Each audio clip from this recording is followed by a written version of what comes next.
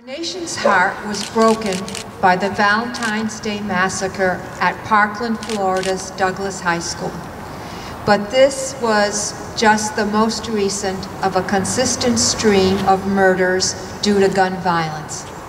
Kat Kerwin is the communications director of the Rhode Island Coalition Against Gun Violence.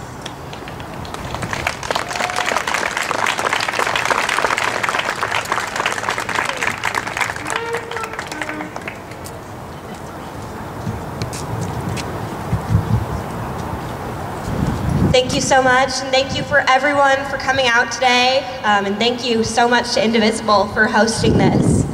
Again, my name is Kat Kerwin, and I'm here with the Rhode Island Coalition Against Gun Violence. So we're seeing, as distance between the present and tragic events occur, usually the pain dulls, the call for action silence, and often legislative change becomes infeasible. But today, it's been 10 days after the tragic, heartbreaking death of 17 students in Parkland, Florida, and things feel different. 10 days after Parkland, and the momentum is only accelerating. Our communities are still calling for action, and our voices are not being silenced. And we're seeing it, a new generation of brave gun violence prevention organizers are emerging. Emma Gonzalez, a fearless leader whose words speak truth to the fact that the NRA may own the president, but the NRA does not own Emma Gonzalez. The NRA does not own Parkland, and the NRA does not own the United States of America. She has a commitment that runs deeper than anyone in the NRA could possibly imagine having.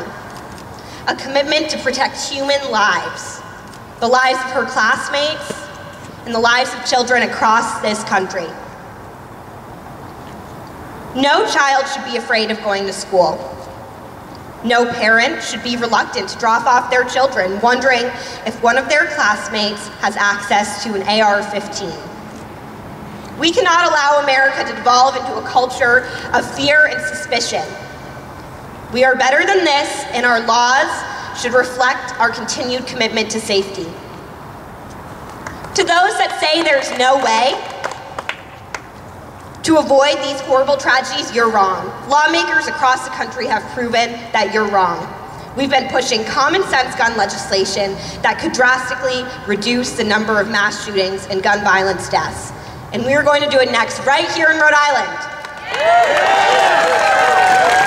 So special thank you to Representative Knight and Senator Miller and our fearless advocates for the charge to ban military-style assault weapons.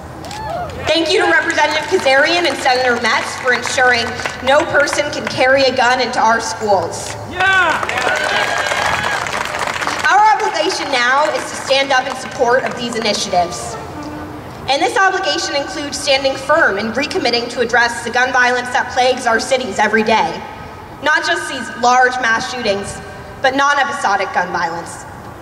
We need to amplify the voices of those in Parkland, but more importantly, we need to amplify the voices right here in our communities that are most impacted by gun violence.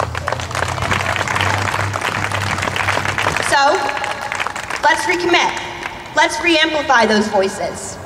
And let's also stand up to the NRA, a group currently under investigation for possibly funneling dark money from Russia to the Trump campaign.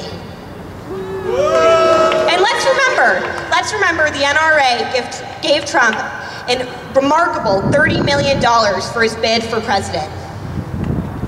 So let's stand up to those who think the solution is buying more guns and arming teachers and militarizing our schools.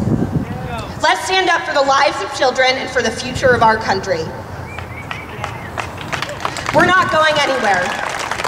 Thank you so much for joining this movement and sending this message loud and clear from Parkland to Providence that this will never happen again.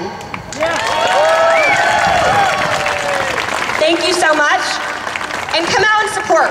Tuesday, we're having a press conference for the assault weapon ban bill, and we need everyone there as possible. We need to be telling our representatives and senators that to make this change, co-sponsor these bills. And we need to make sure Rhode Island is leading the change as the most progressive state in the country for gun control. Thank you.